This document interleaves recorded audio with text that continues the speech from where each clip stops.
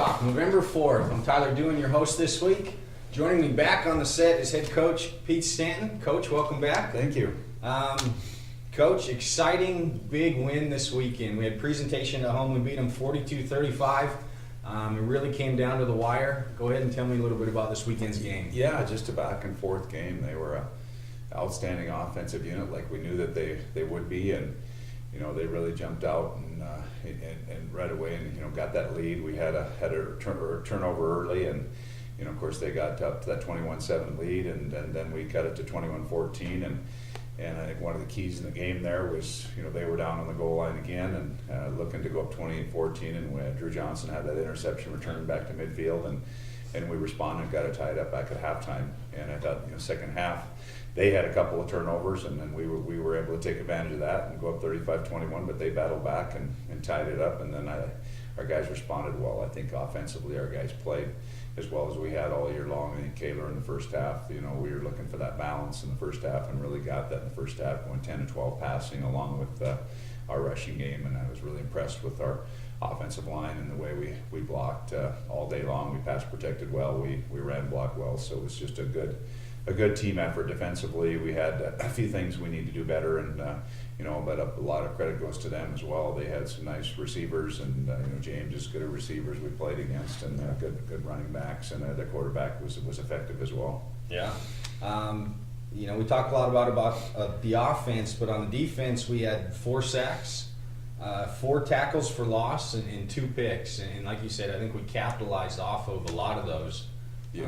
And so, the defense played yeah, well. It was some timely things, and I think we didn't play well in the first half, but I think in the second half we did a good job of, even though they got a couple scores there, we did a good job of getting them off the field more, and particularly in that fourth quarter, when it was tied and we took the lead, I think we had 3 of the 4 series in the fourth quarter were 3-and-outs, and that was important. That we did a good job getting them off the field in the fourth quarter, and got it figured out there towards the end. Sure. Kaler was the North Star Player of the Week, I do believe, with 4 touchdowns rushing and 1 passing. He kind of got banged up a little bit again that game. Just talk a little bit about his toughness and his resilience, so to speak, that he keeps showing every week out there. Yeah, he stood in there and took some shots, and really played well. And I think the big thing there is we took what they gave us on that zone read a little bit. They were collapsing in on Myron and Jesse on that, and Kaler did a good job of reading that. And as you saw in a couple of the touchdowns, he just made a couple nice runs and a couple of nice reads there. And like you said earlier, the big thing too though is off the play action and off our bubble pass and things like that. He just did a good job of delivering the ball to our receivers. He had a couple nice throws to Seth Evanuk, and a nice throw to Austin Brown on the touchdown. That was a big play. Just hit some good timely throws along with a good job of running, and he just was really effective all day long. Yeah, that was a great game. Myron Moore added 12 carries, 132 yards. Another strong performance from him. That kid's just got an amazing motor. Seems like he never quits. Yeah, he does, and he's got great balance and tremendous speed to go along with it. But what like you said, has got a high motor and tough. At times it looks like he's going to be tackled, and he keeps those knees going, and has a good little spin move along with it too, where he's just tough to bring down. And I thought that 49-yard run he had for a touchdown was just a big time run that he had there. It looked like about 4 or 5 or 6 guys had an angle on him, and he ran by a few, and he ran through a few guys, and he's just a very good player. Yeah. Carney added 15 carries, 60 more yards. The offensive line is really doing their job. If these guys are able to put up these numbers, their talent goes a long ways, but without that blocking, I don't think any of this is possible. No, there's no doubt. Jacob and Adrian at tackles have done a really good job of protecting people, and Meyerbaum and Khalil and Lane inside of just they're smart guys and they're tough guys inside, and our read power game wouldn't go without those 3 guys inside. So all 5 guys across the board really have played well, and and then you throw in our 2 tight ends, with Hazer and Braden Lair, blocking effectively, and our fullback as well. I think we've just, with Jake Hardy had a good game, blocking and caught some balls off the edge too on our bootleg look, and I think those guys just done really, the last 5 or 6 games, offensive line wise, we've, good. You got to be able to run the football, and we've been able to do that, and to do it with a couple different guys and our quarterback in there, and they've just done a really steady job here the last 5 or 6 weeks. Yeah, that's great. We are now 5-4 overall, 3-1 in the conference.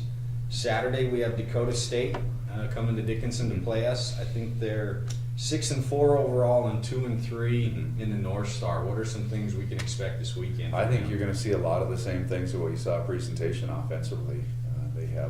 They do it a little bit differently, where they run a little bit more out of a pistol set, but they've got 2 good running backs, one bigger and stronger and one a little bit quicker, similar to what we saw with the presentation. They've got a left-hand quarterback that came in halfway through the season, and he's played very well. I mean, he's 20 touchdowns without an interception, and Eli, they got a couple nice long receivers that do a good job, and their offensive line is solid. So offensively, they've scored points really against everyone. They just came off a 51-point performance against Waldorf. They scored 37 against presentation. They were in a close game with them. They scored Jamestown's defense pretty solid, and they scored 27 against them. And they've beaten and played with some ranked teams. So we expect the same type of outfit coming in. Just a very strong offensive team and a good outfit coming in this weekend.